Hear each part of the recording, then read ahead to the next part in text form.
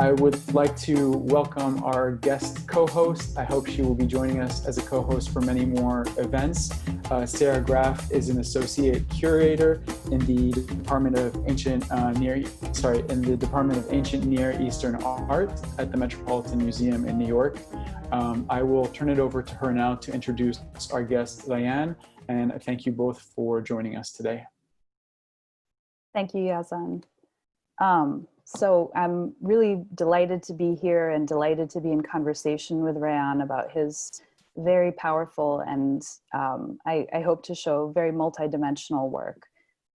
So just to give you a quick introduction to who he is and his work, he is an artist who lives and works between Beirut and San Francisco. He received his bachelor's in architecture from the Cooper Union in New York and a master's in fine arts from the University of California in San Diego. Drawing from experience and self-directed research, he explores stories that offer an alternative understanding of major socio-political events through individual narratives.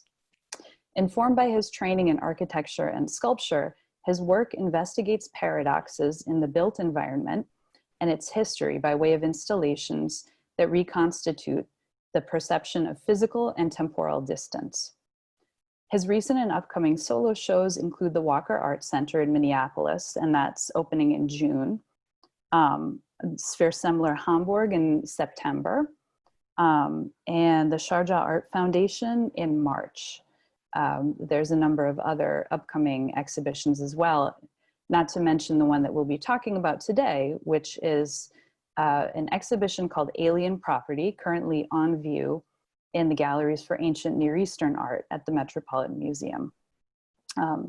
And I believe Yazan has put some materials in the chat that give you a little more background on that exhibition. So I'd like to turn to that now because it's a very rich and multi-layered exhibition. I'd like us to take some time to pull that apart. And I want to note at the outset that it's extremely unusual to have a contemporary art installation in the galleries for ancient art, certainly at the Met, where these divisions between departments are very strong. And so already, just from its positioning in the galleries, it's doing something interesting and unexpected. And we're going to talk through one particular aspect of the exhibition, which focuses on rubbings that Rayyane has made, paper and crayon rubbings of the reliefs from this site of Tell Halaf in Northeastern Syria. But I think first, before we dig into it, Rayyane, I'd like you to explain your personal connection to Tell Halaf for the audience.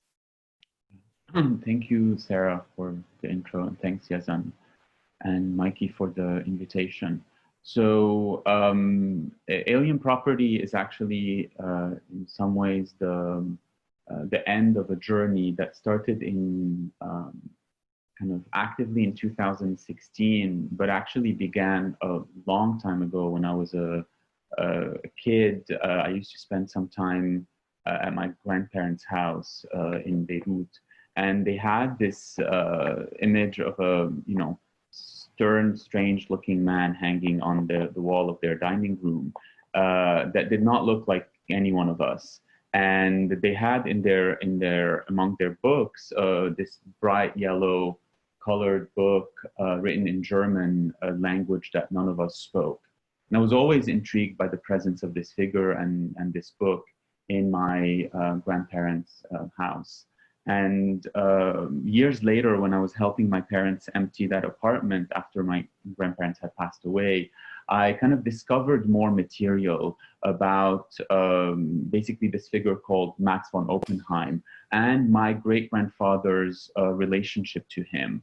My great-grandfather is the guy holding the snake that you see on the photo on the left.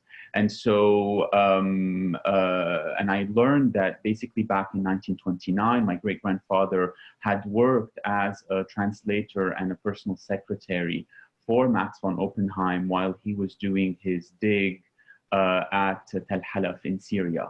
And so, I collected, I found, some photographs, some correspondence between the two of them and that book. I put the material aside because back then I was involved in another long-term project. But in 2016, I was actually invited to move to Berlin and spend a year on doing a residency there for the DAAD Artists in Berlin program.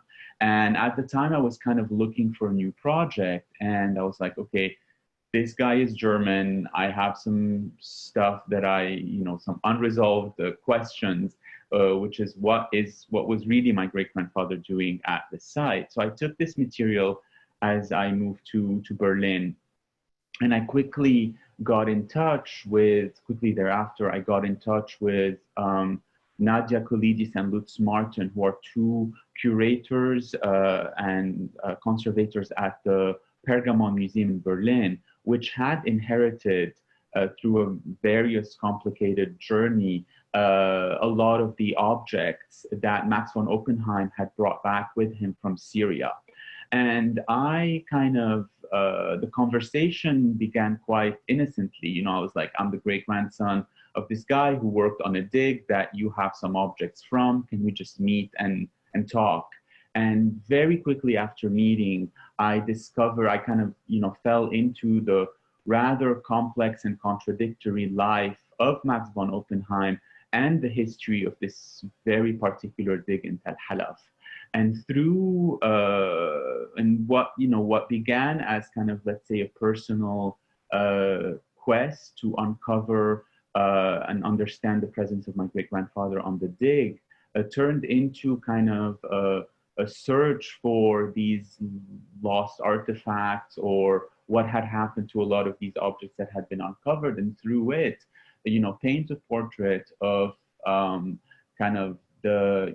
these events that happened towards the end of the 19th century up until the mid 20th century that still shape a lot of our understanding, not only of these archaeological sites, but of the formation of encyclopedic museum.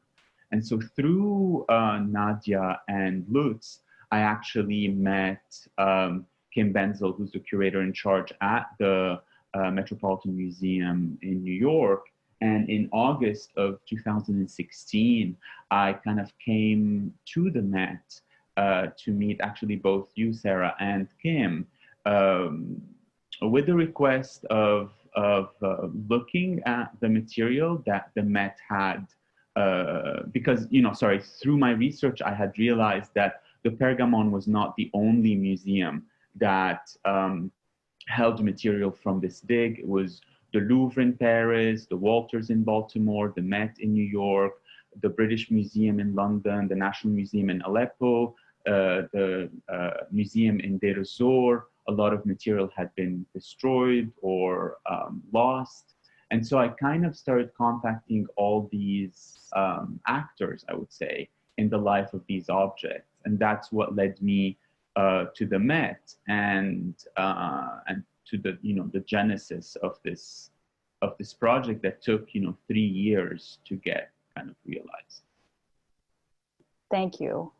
Yeah, thank you for detailing. I mean, I love in your work how the process is very much part of the work and the narrative. And it's fascinating to me always to see the ways in which your work is very accessible because it is very narrative, but it takes turns that you wouldn't expect. It's not really about a comforting narrative. It's about a narrative with a lot of holes in it, and a narrative that comes up against the narratives that people may already have in place and is always perpendicular to that narrative. It's never one that quite rhymes with the one that you've been told. And so with that in mind, I want to focus on the rubbings, and I want to focus on the thing that preoccupies and obsesses me with them, which is this drive towards making something whole. So if you can tell everyone what you were doing with the rubbings and how you set up the project, what the intent was. Yeah. Just a quick note on your thought about storytelling, narrative, and for me, the general note that the process of art making for me is ultimately a journey, right? And that journey runs through, it needs to be open to the accidents that happen along the way. So I kind of never set out from the beginning what the result is going to be, and truly the narrative and the journey guides even the process of art making. Now, in the case, so as I kind of started diving into this contradictory and complex history of Max von Oppenheim, one of the reasons to keep the project going was kind of to lure these institutions into collaborating with me. And one of the, I discovered that when Max von, the major part of the dig in Tell Halaf was the discovery of a palace that had this kind of quite grand portico with kind of figures of God standings on animals. And on the back side of the palace was a frieze of 194 stone slabs, which we can see here a photo of on the top right corner of the slide, that kind of held the walls of the palace up. And those, this 194 stone slabs were carved into, they alternated between black basalt and red painted limestone, and had kind of these engraved bas-relief on their surface, representing different scenes from daily life, deities, vegetations, etc. And so Max actually discovered this frieze hole, and he proceeded to basically take it apart. Half of it, more or less, was destined for him. So let's remember, this dig is happening, the last part of it is happening in 1929. The land in which the dig is happening is under French mandate. So back then, the division of finds followed the rule of partage. So Max von Oppenheim, being the private amateur archaeologist that funded the dig, got more or less half of it, and the other half went to the authorities of the French mandate, which decided not to take the material back to France. We can talk about that later if you want why, and donated the bulk of the material to the city of Aleppo, which then founded the National Museum of Aleppo on that gift. So originally I thought, okay, half is in Aleppo, half is in Germany. But then when I started looking more into the particularities of where are these, I had like an index of 194 stone slabs, and I was like, where is each one of them? And I quickly realized that they are dispersed across the world through various mishaps of 19th, 20th, and 21st century politics. One is like, at some point, Max was shipping 14 of these slabs from Alexandria to Berlin. The ship is intercepted by the British Navy, who considered Germany being an enemy, so they seized the cargo. Then they end up selling part of it to the British Museum. That's why 14 of them end up at the British Museum. The Louvre gets gifted too. Then in 2016, the Louvre buys on the market one of these stone slabs that had been apparently sold back in the 30s by a Bedouin to a French soldier that had kept this stone slab. So, quickly it kind of became like a treasure hunt. And what led me actually also to the Met is the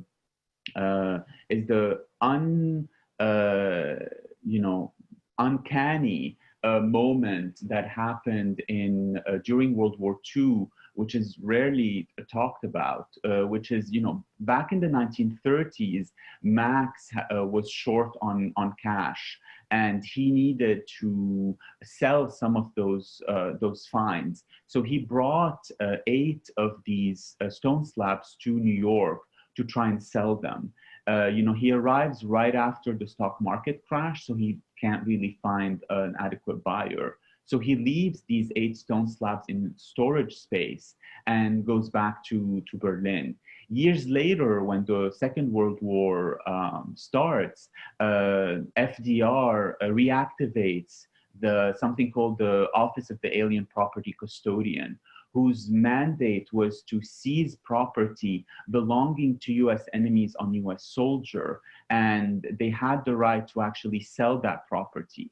So under that mandate, the Office of the Alien Property Police found those 8 stone slabs that were sitting in a storage room in New York, but belonged to a German citizen.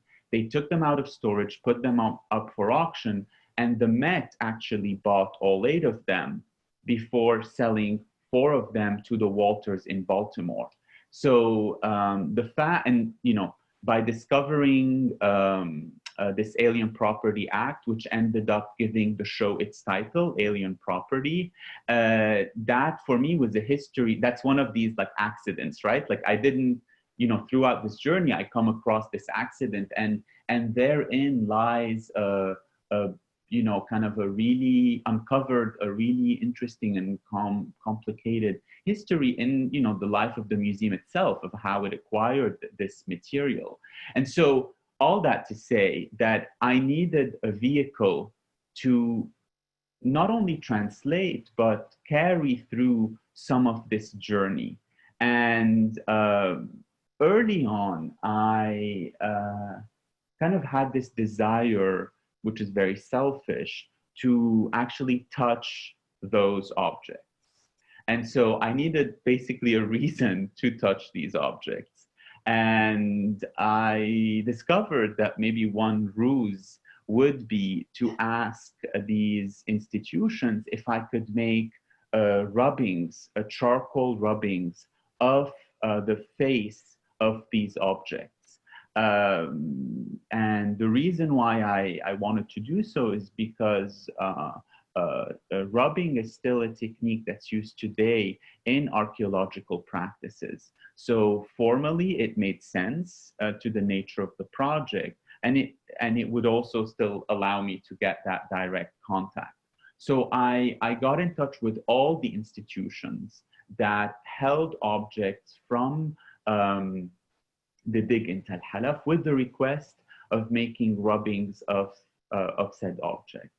Up until today, I was able to make 32 rubbings out of the 194. Granted, 70, for example, of the 194 no longer exist. They were destroyed through subsequent wars. I can only make rubbings of the basalt stones, not the limestone one, for conservation reasons. So that kind of takes the number down. And also some institutions either refused to allow me to make rubbings, or I cannot have access to the spaces right now. So as of today, I made 32 rubbings of the pieces that are at the Louvre, at the Walters, at the Met, and at the Pergamon Museum. And when the time came to actually display the works at the Met, the decision was to actually follow I had always, I've shown this series in various contexts, and one of the guiding principle for me is to actually hang the works very low so as to mimic the way in which those works had originally been found. And in the case of the Met, there was this kind of really interesting decision on behalf of the exhibition design team to kind of mimic the niched architecture of the original palace, which at first I thought was going to be maybe quite, gimmicky. But again, in the context of the Met, which relies so much, its architecture relies so much on these kind of fake architectural reproductions, to actually push that language and apply it even on my work. And it's just, I would like to also note that even though we have 32, let's say, rubbings on display, and the image doesn't really show it clearly, but right above them, you actually have an index, a list that runs, across the entire installation of an account of every single one of the 194 stone slabs, because those, we have a full account of them. We know the image that's on each of them. We know the material of each of them. And we actually also know where each of them is today. And so for me, the work is both a kind of a visual index of this access that I was given, but also this kind of, I would say, like it's like a conceptual kind of text piece that if you only focused on one work, for me, the frieze is one work, right? And try to tell the history, not only of this particular dig, but of these entangled histories of archaeology, economy, sociology, geography, you're able to actually summarize it through this index that if you just read, how many of these are lost or missing or destroyed, how many are in Aleppo, how many are in Paris or in New York, you kind of get a really tragic sense of this fragmentation and dispersal. Yeah, thank you. That is what I wanted to talk about. So I wanted to talk about the fact that, I mean, the project almost was destined to fail. Like, you had to know that the moment you started looking into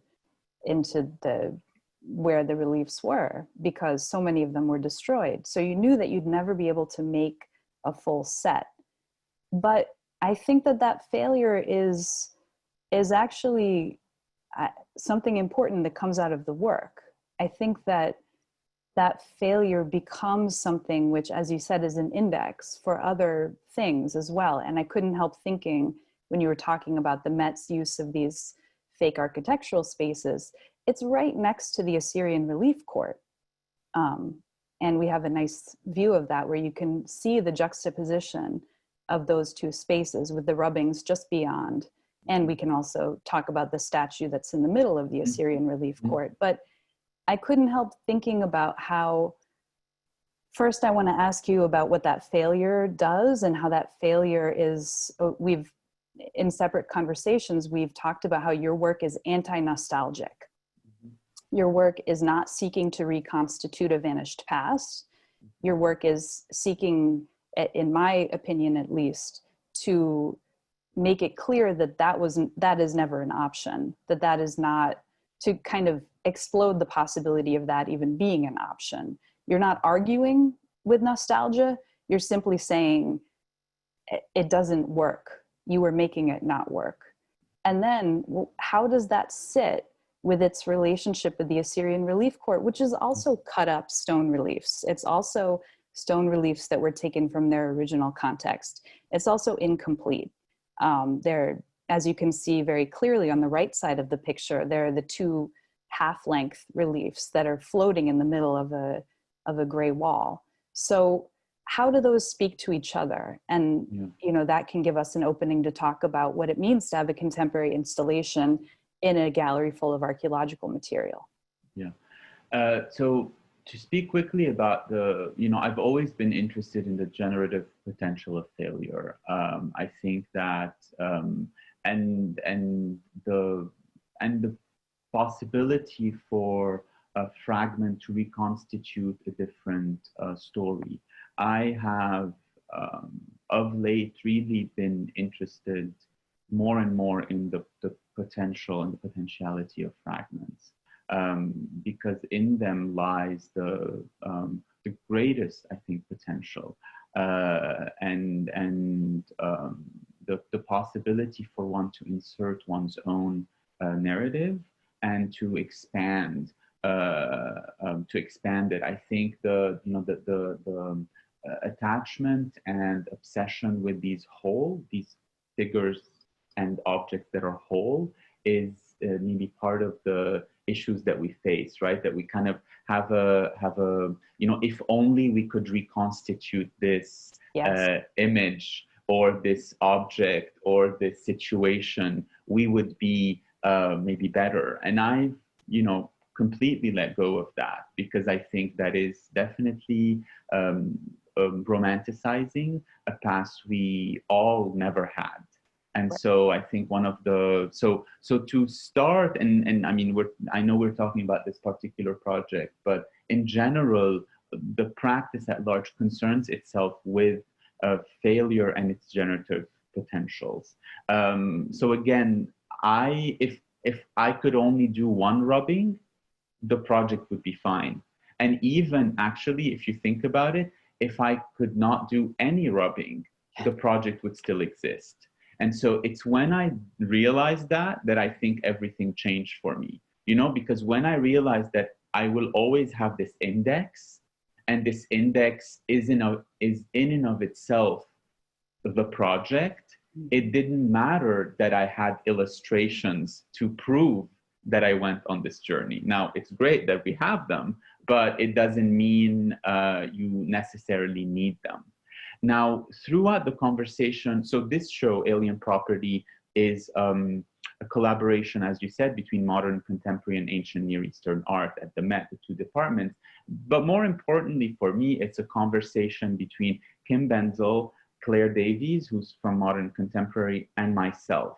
And it's a conversation that took 3 years. And during these 3 years, many things have changed internally at the Met, but also with me, and the project grew. So from the get-go, and I think that benefited the project, that it was not like an invitation like, Rayyane Tabet, come and intervene in the galleries of ancient Near East back in 2016. Like, that took a lot of back and forth. The venue was going to be maybe at some point a gallery in modern contemporary, at some point one gallery in modern contemporary, one gallery in ancient Near East, and then we ended up with the current kind of display. And I think that is important because through this process, the three of us, Claire, Kim, and I, had to like change hats. I was not always the like contemporary artist. At some point, I had to think more like an ancient Near East curator, and then Kim and Claire had to think like an artist. And so I think that conversation, which was open and honest, and you know, all the cards were laid out on the table, helped the project immensely.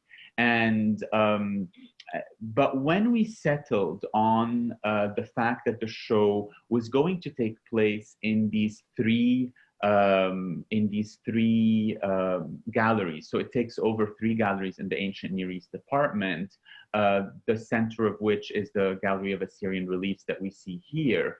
The project suddenly kind of took, let's say, an institutional, for lack of a better word, an institutional critique bend, because it had to contend not only with what we were trying to say and what we're trying to show, but the history of the department itself and the history of those spaces, whether we liked it or not.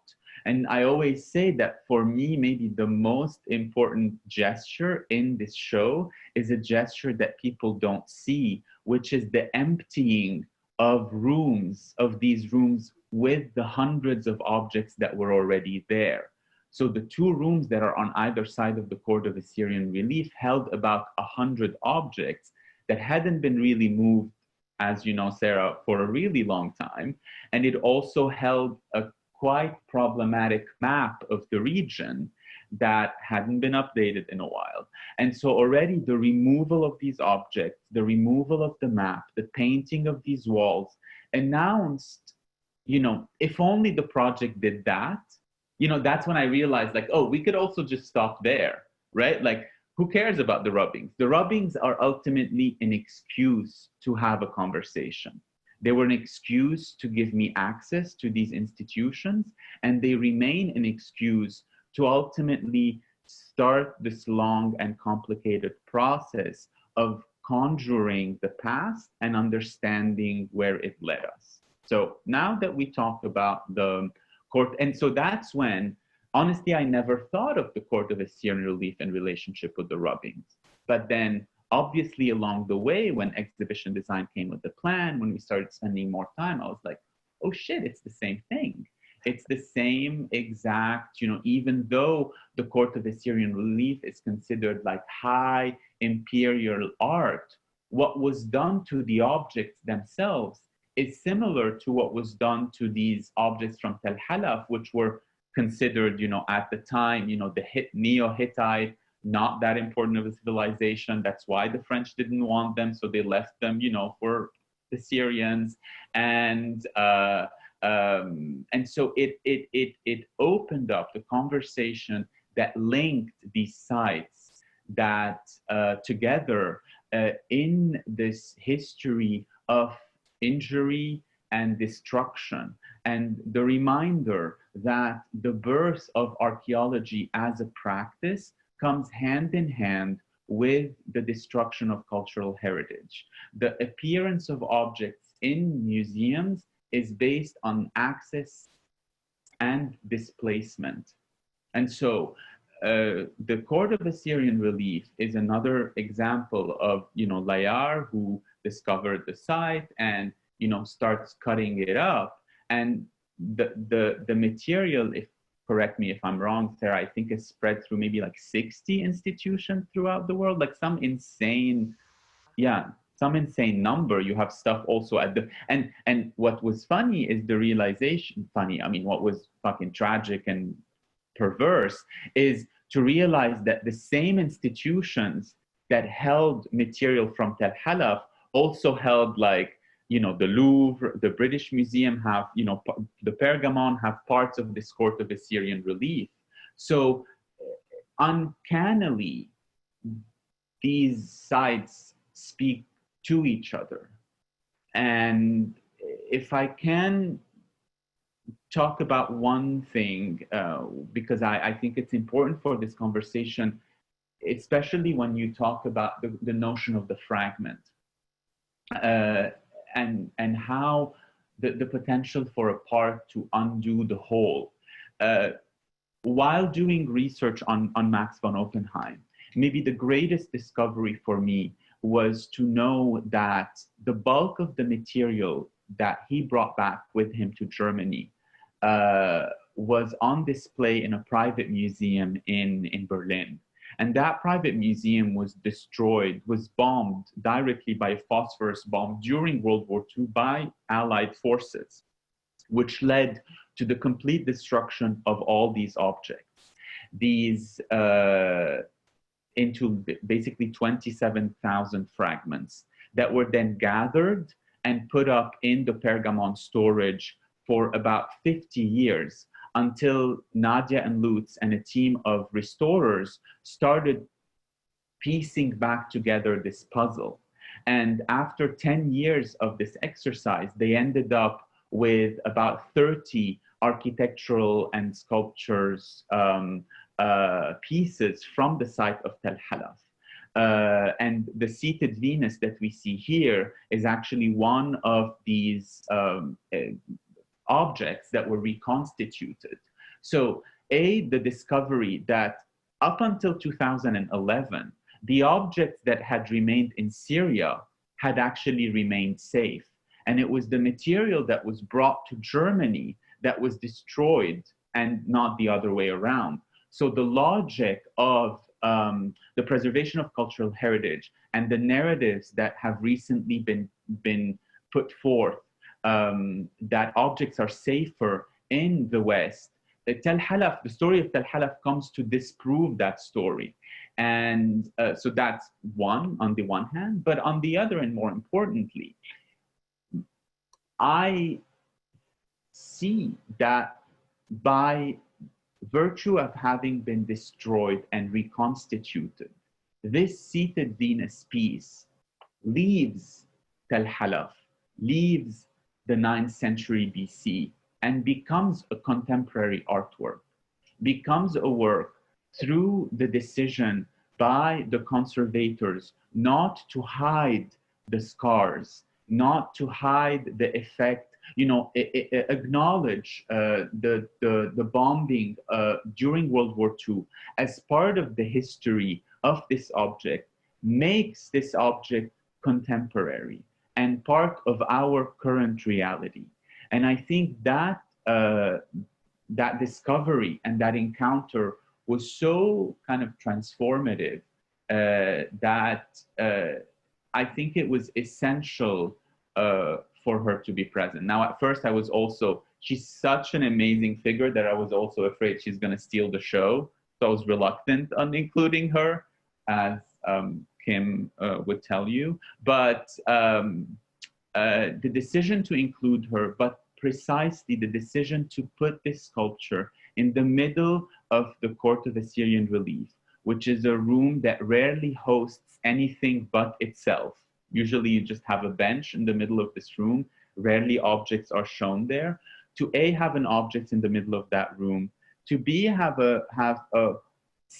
what was then called a second-rate work by a primitive culture face what is called, what is supposed to be like the lamasus, which are like the reflection of high imperial art, is also a form of understanding that even back then, during that period, the power dynamic between like Hittite, Neo-Hittite, Assyrian, Sumerian was also based on imbalances. And sorry to interrupt you, Rayyane. We have so many great questions, and I think I just want to pause for a second on what you said. Sarah's question kind of at the beginning of this part of the conversation about the broken pieces and what's sort of missing, and the Venus in a way sort of really beautifully represents that in a very visual way. And so for everybody who's kind of been listening, if you see kind of the Venus in the middle of this picture and behind are Rayyane's rubbings in the next gallery, I want to bring in Christine to ask a question related to the rubbings, and then we can, we'll take a few questions, and if there's a bit of time, I think Sarah has a few more questions as well. But Christine, if you want to unmute yourself and ask your question. Sure. So I guess regarding the rubbings, Rayyane, you mentioned that talking about the completeness and the wholeness or lack thereof, and the opportunity to do several dozen rubbings, but if you only could do one, that would be sufficient. But what if you could do none? What if there was an impossibility to do any rubbings, and the index, the verbal kind of textual index, would that be sufficient? Maybe this is a question more to Sarah, would that feel sufficient as an artistic intervention? Would that be something that the Met would have sort of, because there's no visual display of sort of this, what remains? It's just sort of a hypothetical question. What would have happened if you had no access, could not do the rubbings? Would text be sufficient?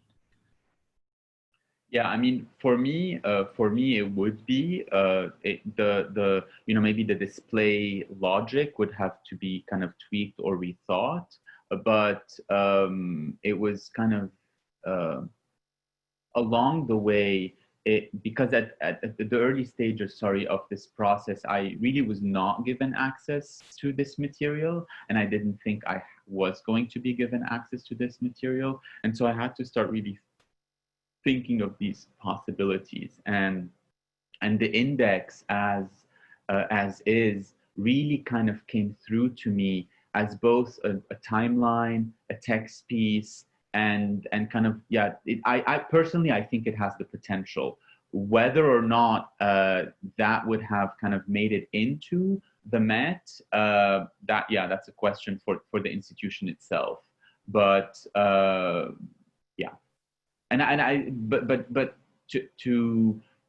think it kind of, knowing the partners there, I think it would have made it there, because I think particularly the Ancient Near East department is trying to come to terms with these questions around absence and how much, what is the power, to maybe refocus our attention on how much is missing, rather than the obsession to show the loot we have.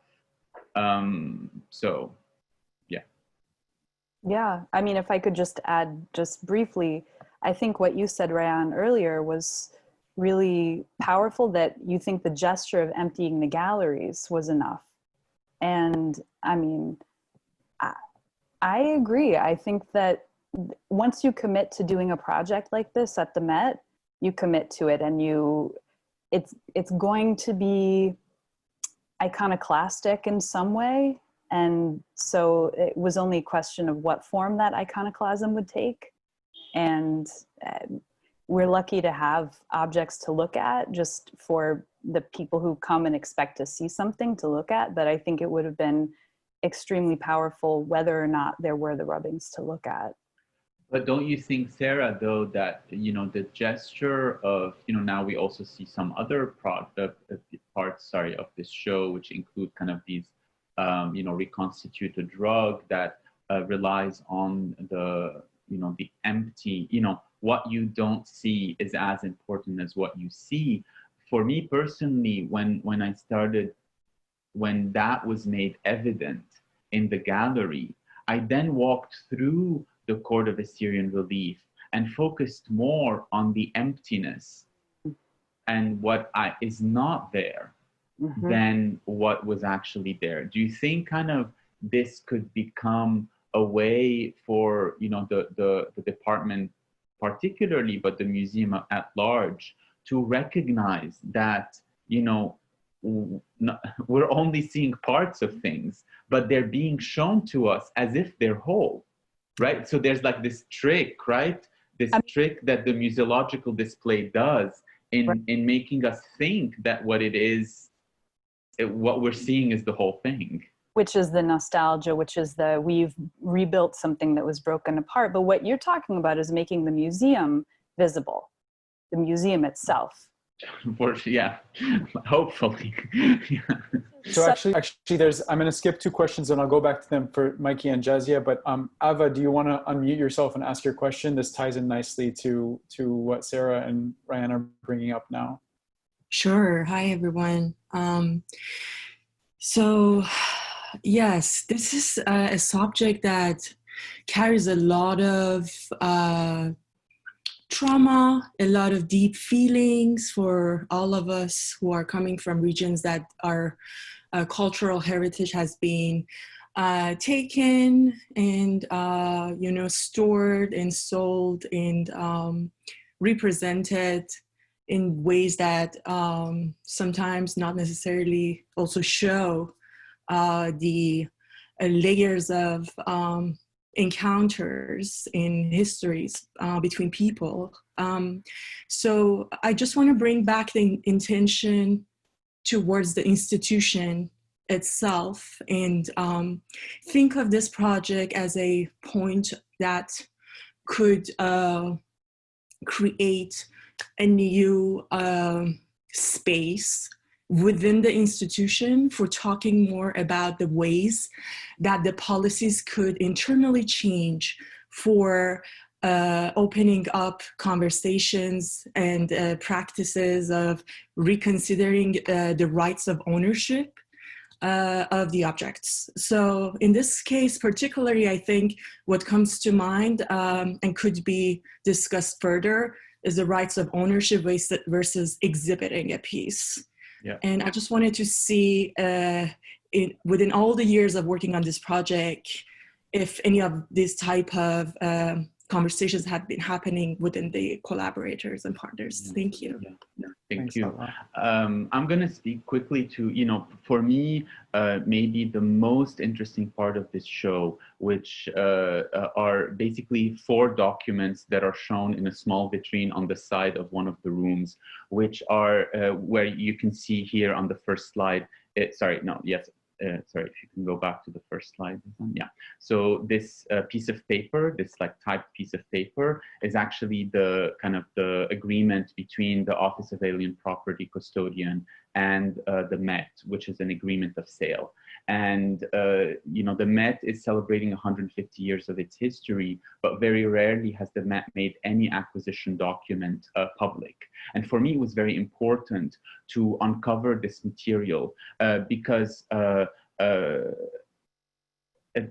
essential component that is rarely talked about is the legal aspect of the appearance of these objects, not only in the galleries, but as in the formation of these encyclopedic museums.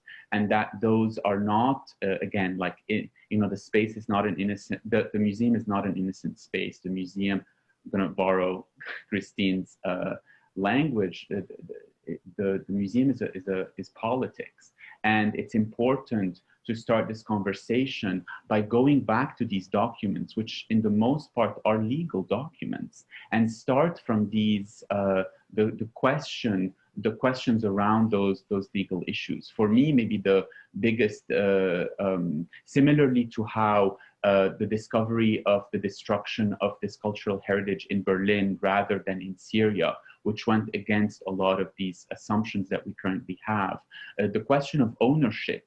Imagine in the future, those 4 works were to be claimed to be repatriated.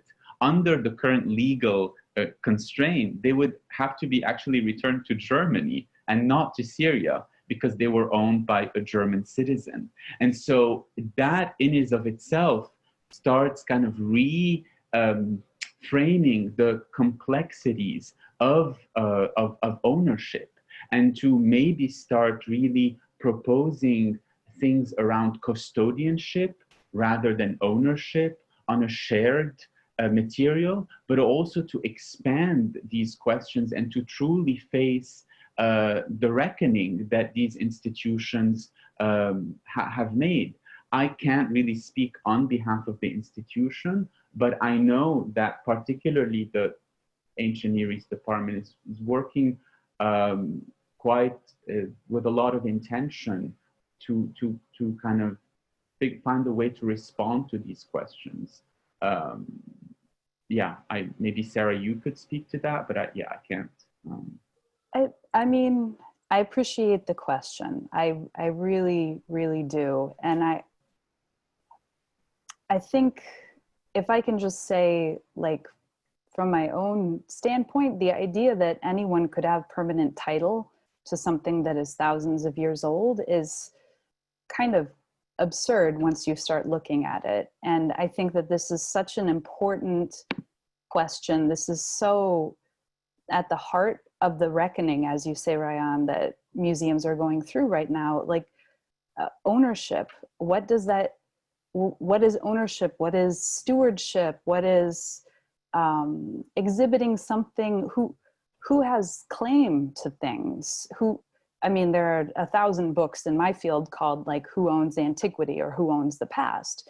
But that really is a question that needs to remain alive. I'm not being cagey by not answering it. I think that it needs to be a question that remains alive. And I'm reminded of periodic debt cancellation as something that was very common in the ancient world. I'm just speaking from my position as a historian of the ancient Near East, that there's a certain wisdom in understanding that debts and ownership need to be periodically canceled, because the Halaf reliefs are 3,000 years old. They existed before, you know, the United States of America was even a thought. It just, the law is such an incomplete instrument, I would say, for understanding what these are doing here in the museum. And I want this question to remain alive. I don't want it to be a dead, sealed question. I'm speaking for myself as a scholar, just to put a disclaimer there, because I am an employee of the Met, and I don't mean to be making any pronouncements on what the Met is doing. I can only speak to what I've been going through as an individual considering these questions. But I do think that the reckoning that museums are going through right now is long overdue and very welcome. And I think, yeah, sorry. Yeah, and I just hope, sorry, I just want to make a quick note. I just also hope that, you know, even for the Met to put up a show that's called Alien Property, owning up to what that title might even entail and reflect back on its own self. For me, you know, I appreciate that, but this is an invitation for hard work. And I'd like to remind everybody that a show is not a finality, and a work of art is not an answer. It is an invitation for a conversation, and the conversation need to be had for the work to go beyond itself. So Jazia, do you want to unmute yourself and ask the final question? Sure. Thanks for making time for me. I just wanted to say to both Rayyane and Sarah, I kept going back to this show actually because it surprised and mystified me initially. I think because I was used to feeling that those galleries are a little more static, a little more timeless. So I was confused initially and intrigued. And so I think you really succeeded in provoking thought. And I felt like there was a lot of conversation happening, Rayyane, between your rubbings and that lovely Neo-Hittite lady, that really kept me going back at least. But Rayyane, I wanted to ask a little bit more about the personal dimensions of the project, and if you saw it or felt that it was a personal excavation in any way, as your great-grandfather was, and this yellow book was a catalyzing factor. Did that change? Because also, you know, these family stories and questions definitely have a lot to do with nostalgia and kind of feelings of loss or feelings of being found. Did your understanding of that space change? Did you let go of the kind of familial part of the story, or did it continue to be important as you kind of tackled presence and absence in these works, the rubbings, and your excavation? Yeah, I mean, it was really kind of interesting. So halfway through this research, I actually finally figured out what was my great-grandfather doing at Tell Halaf. And I think that discovery, you know, I mean, shifted a lot and made me kind of let go of a lot of these assumptions. So basically, the shorthand of it is I discovered that my great-grandfather was on this dig not only as a translator and a personal secretary, but he had actually been assigned by the authorities of the French mandate stationed in Lebanon to do intelligence work on Max von Oppenheim, because the French were suspecting that Max was not only doing archaeological digs, but was part of an German intelligence crew that was doing maps of the region that would then be used by the German military for possible military attacks. And they were afraid that he was radicalizing the Bedouins of Tell Halaf to stage a coup against the colonial powers. And so in a way, halfway through the story, I discovered that basically my great-grandfather was like spying on a suspected spy. And in that realization, and through that material, I also realized that in a way, my great-grandfather was a collaborator with the authorities of the French mandate. And so he was no longer that kind of clean-cut figure that had this kind of one-dimensional component to himself. You know, this is a person I never knew, and all I have are these photographs. And these photographs, with that access, you're totally right. A lot of these biographical material and questions come out of these we wish to see these figures as one-dimensional because we apply a lot of our own desires onto them. And so I think those, again, like finding his field notes in a bank vault in Cologne, finding this kind of material that was much more complicated, contradictory, and implicated him in, you know, he's no longer, you know, like and I always say this, if I want to point finger at places like the Met and Max von Oppenheim, I needed to also point finger at my great-grandfather and by extension at myself as someone who is, you know, willingly entering these spaces and collaborating with them. And so kind of and I think that realization flipped the entire process and made me much more aware of the potential. I have used biographical instances and events in my life as springboards for works. That's, basically my entire career. But I think this time, by really kind of understanding the implications of the biographical, its problems and potentials, right? And try to address them head on, I was also able to let go of that. You know what I mean? So it's like, it ended up being, by the time I got to the Met, I had this like very set narrative, and the experience at the Met made me let go part of it so that ultimately the anecdote of my great-grandfather is an excuse to get in, rather than the finality. And I would just like to end by saying that whenever I approached all the institutions, I never told them that I was an artist. I would tell them that I was the great-grandson of this guy that worked on a dig, some of these objects of which are in their collection. And I am definitely sure that that introduction set up a completely different power dynamic between the institution and I. And I think ultimately, if that is all that offered me, it already opened up something else. So I hope I could speak to that. That's fascinating. Thank you. Thank you, Shazia, for your question. Thank you so much for everybody for joining. A huge thank you to Sarah for co-hosting and for Rayyane being our guest today. Thank you for your time and for all of these really interesting conversations. I sent 2 links in the chat, one to the Met's website for the exhibition. You can find all sorts of material there, lots more about the exhibition. You can download the, what is it called, Rayyane? The Met Bulletin? Yeah. Is that right? That's around the show. There's some audio recordings there as well, so I'd encourage you to have a look at that.